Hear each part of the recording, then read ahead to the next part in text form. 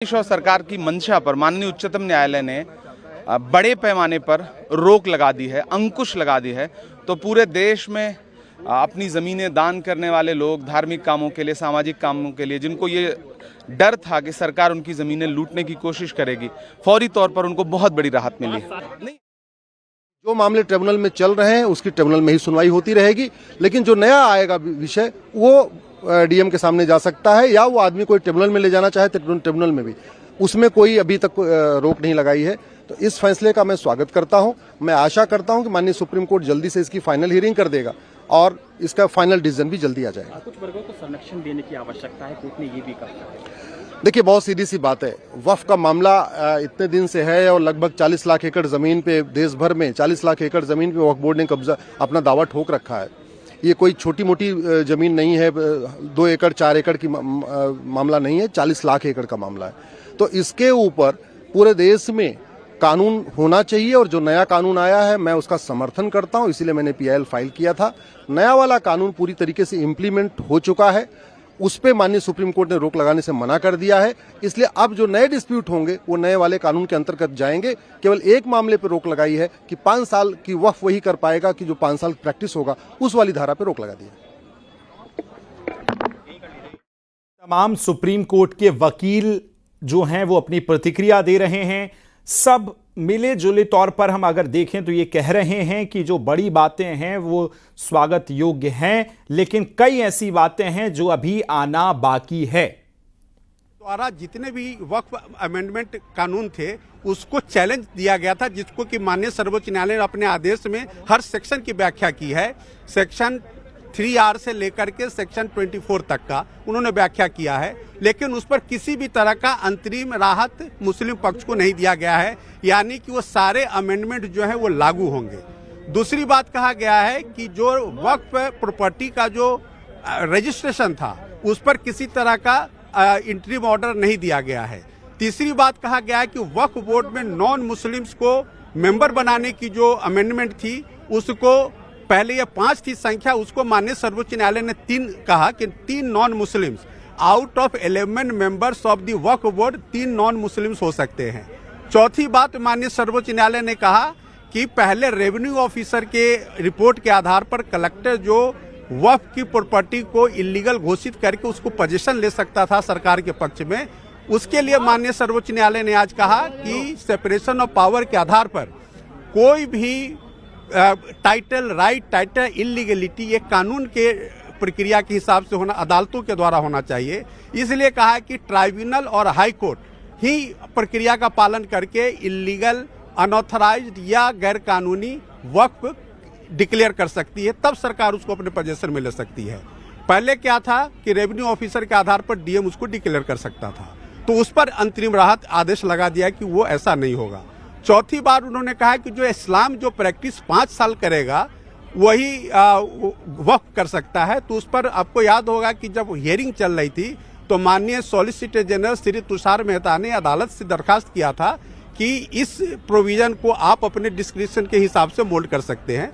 उसी आधार पर आया कि जो 5 साल का प्रोविजन था इस्लामिक लॉ प्रैक्टिस का, उसको स्टे कर दिया गया। वरुण सर, मैं ये भी समझना चाहता हूँ, आम बोलचाल की भाषा में आपसे समझना चाहता हूँ, बहुत सारी ऐसी प्रॉपर्टी जो सरकारी प्रॉपर्टी थी लेकिन वक्फ बोर्ड के द्वारा उसको कब्जा कर लिया गया जैसा आरोप लगता है, तो अब उस मामले पर सुनवाई कैसे होगी? क्या उसको किस तरह से लिया जा सकता है या नहीं लिया जा सकता है, इसको आप कैसे? देखिए, माननीय सर्वोच्च न्यायालय ने आज कहा है कि अगर गवर्नमेंट प्रॉपर्टी को वक्फ ने ले लिया है तो आप कानूनी प्रक्रिया यानी कि वक्फ एक्ट के तहत और अमेंडमेंट एक्ट के तहत जो प्रोविजन आपने बनाया है उस वक्फ को इलीगल डिक्लेयर करने का, उसका पालना करते हुए आप उसका पोजीशन ले सकते हैं। सिर्फ समय थोड़ा ज्यादा लगेगा, लेकिन सरकार के पावर पर अमेंडमेंट पर किसी तरह का रोक नहीं है। दूसरा जो मसला है, जो डीएम वाला मसला है, डीएम वाले मसले में चलिए आप डीएम नहीं करेंगे, तब अगर किसकी जमीन है, किसकी संपत्ति है, इसका अधिकार डीएम को होता था, लेकिन अब जो प्रावधान है उस प्रावधान के तहत अब किसके पास जाएगा? कैसे ऐसा है कि डीएम जो है कोई भी सूट फाइल कर सकते हैं ट्राइब्यूनल के समक्ष और कोर्ट के समक्ष, और सूट फाइल करके वो उसको इलीगल डिक्लेयर करा करके उस पोजीशन को ले सकते हैं। ये बहुत क्लियर है। तो डीएम जो पहले खुद डिक्लेयर करते इलीगल, अब उनको उस कानून की प्रक्रिया के थ्रू जाना पड़ेगा, इतना ही अंतर आया है। एक तरह से कहा जा सकता है कि आपकी जो 2 याचिकाकर्ता आपके साथ में है, आपकी भी जीत है। हमारी पूरी जीत है और मैं सुप्रीम कोर्ट के इस आदेश का बहुत ही स्वागत करता हूं। सारा हिंदू समाज स्वागत का, सिर्फ हिंदू समाज नहीं, जितने भी नॉन मुस्लिम समाज है इसका स्वागत करते हैं। धन्यवाद। निश्चित तौर पे कहा जा सकता है रूबिका, जिस तरह से वरुण सिन्हा जी बता रहे थे कि वो इस फैसले से बेहद खुश हैं और जो भी फैसला है ये मानते हैं कि ये फैसला इनके फेवर में जाता है। पर तमाम जो वकील हैं वो कह रहे हैं कि ये फैसला जो है तमाम गैर मुस्लिम्स हैं उनके लिए भी स्वागत योग्य है। ये बात वो कहते नजर आ रहे हैं। बड़ी जीत का दावा उन्होंने कहा। और साथ ही अभी जिन वकील को आप सुन रहे थे, सुप्रीम कोर्ट के वकील, उन्होंने कहा कि वक्फ अमेंडमेंट प्रोविजंस पर स्टे नहीं होगा, अंतरिम राहत अभी नहीं दी गई है। 10 बड़ी बातें इस पूरे फैसले की जो है वो हम आपको अपनी स्क्रीन पर दिखा रहे हैं। कानून लागू रहेगा लेकिन कुछ प्रावधानों पर रोक होगी। पूरे कानून पर रोक का आधार अभी नहीं है। रजिस्ट्रेशन पर कोई भी रोक नहीं होगी, ये सुप्रीम कोर्ट के फैसले में कहा गया। बोर्ड में गैर मुस्लिम्स की नियुक्ति पर रोक नहीं होगी, लेकिन ज्यादा से ज्यादा जो गैर मुस्लिम्स की संख्या कोर्ट ने कही है, सुप्रीम कोर्ट ने, वो 3 अभी बताइए, जो पहले 5 का प्रावधान था। अब 5 साल प्रैक्टिसिंग मुस्लिम होने की शर्त पर भी अभी कहा कलेक्टर का फैसला अंतिम नहीं होगा, ये भी इस फैसले में कहा गया है। तो कई ऐसे अभी प्रावधान हैं जो इस पूरे फैसले के बाद जो कड़ियां हैं, जो अभी पॉइंटर्स हैं, वो आना बाकी है। लेकिन पूरे कानून पर स्टे लगाने का आधार नहीं है। ये एक पंक्ति, एक लाइन ही अपने आप में बहुत कुछ बयां करती है। आज के इस फैसले के आधार इसको मानकर कानून लागू रहेगा लेकिन कुछ प्रावधानों पर रोक रहेगी, ये भी सुप्रीम कोर्ट की तरफ से कहा गया है।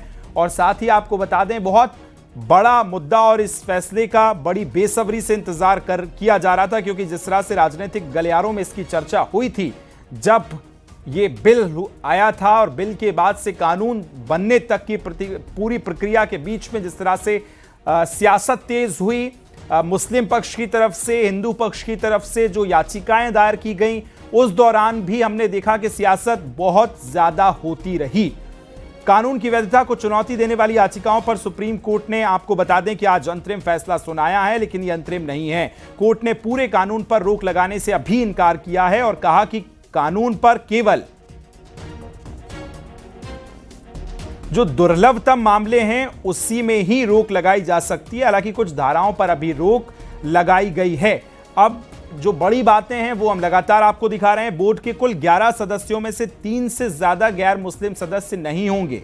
राज्यों के बोर्ड में 3 से ज्यादा गैर मुस्लिम सदस्य नहीं होंगे। कोर्ट ने वक्फ संशोधन अधिनियम 2025 के उस प्रावधान पर रोक लगा दी है जिसके अनुसार वक्फ बनाने के लिए किसी व्यक्ति को 5 वर्षों तक इस्लाम का अनुयायी होना जरूरी था। यह प्रावधान तब तक के लिए स्थगित रहेगा जब तक राज्य सरकारें यह निर्धारित नहीं करेंगी कि नियम नहीं बना लेती कि कोई व्यक्ति इस्लाम का अनुयायी है या नहीं। वक्फ कोर्ट ने आज संशोधन अधिनियम के उस प्रावधान पर भी रोक लगाई जिसके तहत सरकार की तरफ से निर्धारित अधिकारी को यह तय करने का अधिकार दिया गया था कि वक्फ संपत्ति ने सरकारी संपत्ति पर अतिक्रमण किया है या नहीं। आपको बताएं, इससे पहले 22 मई को लगातार 3 दिन की सुनवाई के बाद कोर्ट ने फैसला सुरक्षित रखा था। पिछली सुनवाई में याचिकाकर्ताओं ने कानून को मुसलमानों के अधिकारों के खिलाफ बताया था और अंतरिम रोक लगाने की मांग की गई थी। वहीं केंद्र सरकार ने कानून के पक्ष में जो दलीलें हैं वो रखी थी। लेकिन अब आज के फैसले को हम देखें तो आज कहा गया है कि कानून जो है, सुप्रीम कोर्ट की तरफ से ये क्लियर किया गया है कि पूरे कानून पर रोक नहीं लगाई गई। Being practicing Muslim of 5 years, that has been stayed. The Waqf Council's composition, where the number of non-Muslim members were vague, that has been limited to 4. Similarly, Waqf Board has been limited to 3.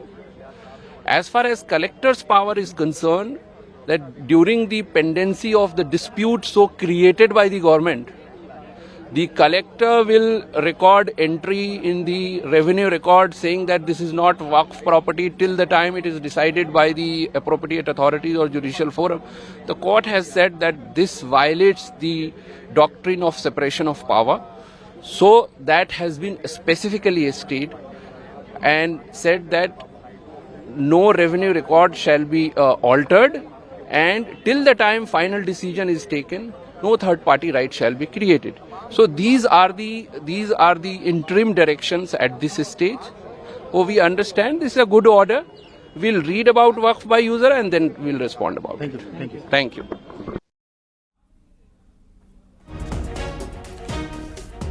तो आप ये तमाम उन वकीलों को सुन रहे हैं, supreme court के वकीलों को, जो ये बात कह रहे हैं कि पूरे कानून पर स्टे का भी कोई प्रावधान की बात नहीं कही गई है। और साथ ही आपको बताएं कि सुप्रीम कोर्ट ने कुछ धाराओं पर रोक लगाई है, लेकिन पूरे कानून पर स्टे अभी नहीं होगा, ये बात भी कही गई है।